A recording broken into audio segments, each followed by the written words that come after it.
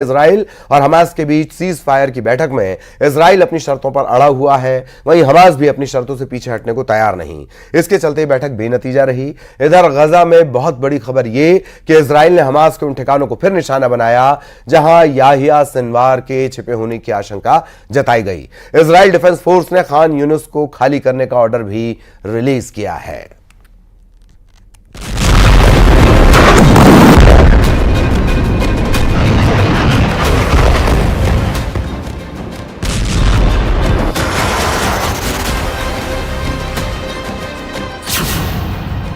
11 महीने में 40,000 की मौत, 11 महीने में 18 लाख बेघर,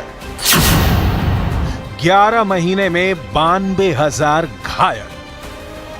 गाजा का मंत्रालय एक तरफ युद्ध में मारे गए लोगों के आंकड़े गिनाता है तो दूसरी तरफ हमास आईडीएफ पर हमले का कातिल वीडियो जारी करता है। एक तरफ सीज फायर की बात होती है तो दूसरी तरफ साजिश की गहरी परतों के बीच छिपा हमास का ठिकाना मिलता है, जिसका अंत इतने दिनों के युद्ध के बाद भी आईडीएफ खोज नहीं पाई है। गाजा में अभी क्या हो रहा है और क्या होने की उम्मीद है, हम आपको सब कुछ बताने वाले हैं। लेकिन इससे पहले गाजा से आए रूह कपा देने वाले इन वीडियोस को जरूर देखिए। ये तस्वीरें विचलित कर सकती हैं।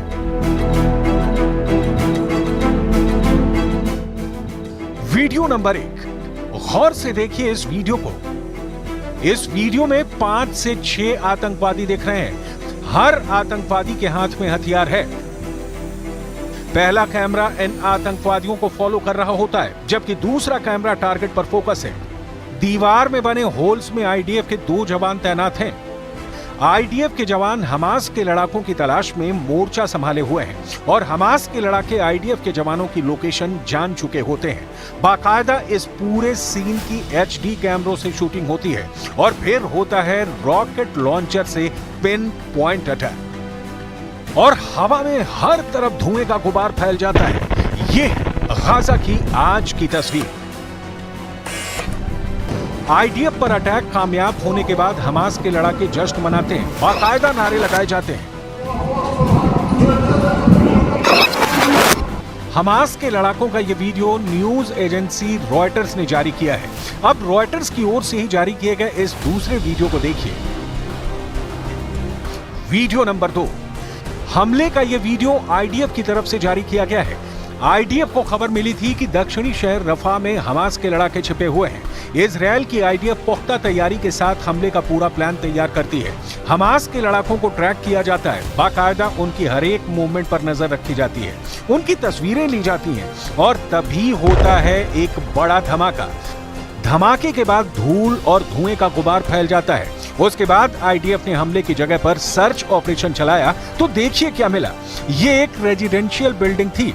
टेबल पर आरपीजी रखी हुई है, कुर्सी पर आर्मी की यूनिफॉर्म है, कमरे में कैमरा और अंदर जाता है।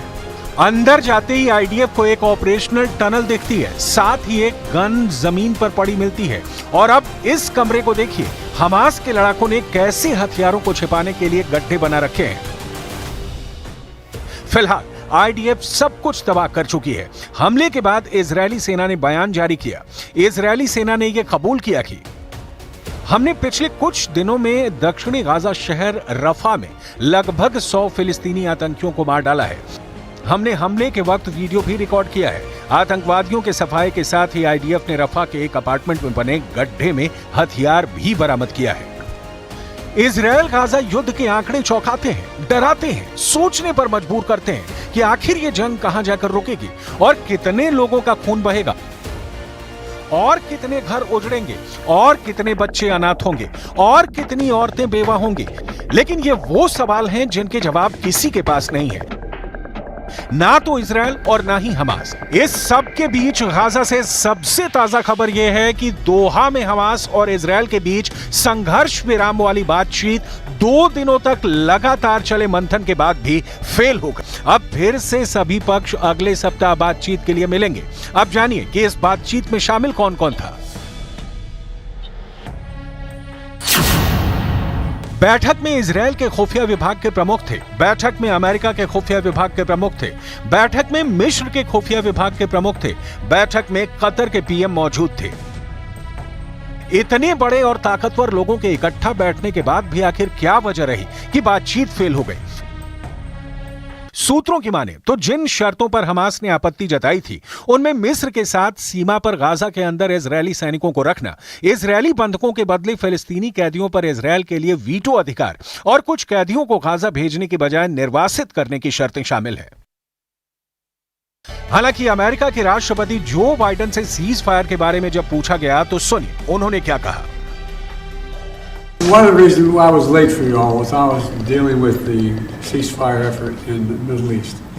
And we are closer than we've ever been. I don't want to jinx anything, but as my grandfather said, with the grace of God, good little neighbors, a lot of luck, we may have something. But we're not there yet. But it's much, much closer than it was 3 days ago. So keep your fingers crossed.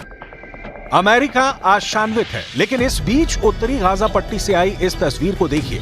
गुरुवार को उत्तरी Gaza पट्टी में एक शरणार्थी शिविर को फिर से इजरायल ने निशाना बनाया है, जिसमें 6 लोगों की मौत हो गई और कई लोगों के घायल होने की खबर आई। फिलिस्तीन की समाचार एजेंसी वाफा ने बताया कि इजरायल ने उत्तरी गाजा में जबालिया शरणार्थी शिविर में एक आवासीय इमारत पर हवाई हमला किया। फिलिस्तीनी रेड क्रिसेंट सोसाइटी के लोग घायलों को लेकर अस्पताल में पहुंचे। इस हमले के बाद फिलिस्तीनी राष्ट्रपति महमूद अब्बास ने फिलिस्तीनी नेताओं के साथ एनक्लेव का दौरा करने का ऐलान किया है। अब्बास गाजा संकट को खत्म करने के लिए तुर्की के राष्ट्रपति रेसेप तैयब एर्दोगान से बातचीत करने के लिए पहुंचे थे। أمامكم وأمام العالم أجمع لأنه لم يعد أمامنا حلول، فالحل الأمثل اللي بنعمله وأمام شعبنا الفلسطيني أنني قررت التوجه مع جميع أعضاء القيادة الفلسطينية إلى قطاع غزة، وسوف أعمل بكل طاقتي لكي نكون جميعا مع شعبنا لوقف هذا الهدوءان الهمجي حتى لو كلفنا ذلك حياتنا। 7 अक्टूबर को हमास के हमले से इजरायल अब तक उबर नहीं पाया है। इतने दिनों के जंग के बाद भी इजरायल निरंतर अपने हमलों को जारी रखे हुए है। एक रिपोर्ट के मुताबिक अब तक इस युद्ध में इजरायल के 329 सैनिकों की भी मौत हो चुकी है। हालांकि हमास इजरायली फौजियों के मौत का आंकड़ा इससे भी कई गुना ज्यादा बताता है। वहीं इजरायल का दावा है कि उन्होंने अब तक हमास के 15,000 से अधिक आतंकियों को मार गिराया है। जंग की वजह से गाजा में लगभग 18 लाख लोग अपना घर छोड़ चुके हैं। इजरायल और दक्षिणी लेबनान में भी हजारों लोगों को अपना घर छोड़ना पड़ा है। जंग की वजह से गाजा में मानवीय संकट खड़ा हो गया है। इजरायली हमलों की मार झेल रहे गाजा के नागरिकों के सामने भूखमरी की समस्या पैदा हो गई है। एक रिपोर्ट के मुताबिक गाजा के लगभग 5 लाख लोगों को आने वाले महीनों में खाद्य संकट का सामना करना पड़ेगा। ये आंकड़े गाजा की कुल आबादी का लगभग 1/4 हिस्सा है। रिपोर्ट्स के मुताबिक इजरायली हमलों ने अब तक गाजा की 59% इमारतों को ध्वस्त कर दिया है। उत्तरी गाजा में यह आंकड़ा 70% से ज्यादा है। संघर्ष विराम की बातचीत के बीच ही इजरायली आर्मी ने एक बार फिर खान यूनुस को लेकर नया ऑर्डर जारी किया है, जिसके बाद लोग फिर से सड़क पर आ गए हैं। सुनिए इस बुजुर्ग महिला को। فيش امان فيش امان من وين امان وين الامان وين قالوا لنا روحوا شرق روحوا غرب فيش امان رحنا على رفح رحنا على الدير رحنا على المواصي ولا منطقة امنة كذابين। हनी नजर की तरह ही रजा इब्राहिम की भी हालत है। रजा इब्राहिम कभी हालातों को कोसती हैं, कभी खुद को। بنجري مش عارفين وين نروح ولا وين نيجي ولا ايش بدنا نسوي في حياتنا. احنا تعبنا احنا انهلكنا مش عارفين ايش نسوي. يا ريت نموت ونرتاح ونفتك من هالعيشه. احنا تعبنا اقسم بالله تعبنا. ما حدا دور ولا حدا سائل ولا حدا شايف. شوف اللي انا شايلاه. شوف هيك مره وهي المره الثانيه ماشي رايحه جايه. इजरायली सेना ने पहले दक्षिण और मध्य गाजा के इलाकों को सुरक्षित क्षेत्र घोषित किया था, लेकिन इजरायल ने इसलिए इन इलाकों से लोगों को जाने के लिए कहा क्योंकि हमास ने इन क्षेत्रों का इस्तेमाल इजरायल पर मोर्टार और रॉकेट दागने के लिए किया था। इजरायल ने कहा कि दीर अल बला के पूर्वी हिस्से और खान यूनुस शहर के उत्तर में लोगों को वार्निंग इशू किए गए हैं। ये वो इलाका है जहां हजारों लोगों ने गाजा के अन्य हिस्सों में लड़ाई से बचने के लिए शरण मांगी थी, लेकिन इजरायल का दावा है कि हमास अब इन इलाकों का इस्तेमाल भी आईडीएफ को नुकसान पहुंचाने के लिए कर रहा है। इसीलिए इजरायल ने नागरिकों के नुकसान को कम करने के लिए उन्हें युद्ध क्षेत्र से दूर जाने की चेतावनी जारी की है।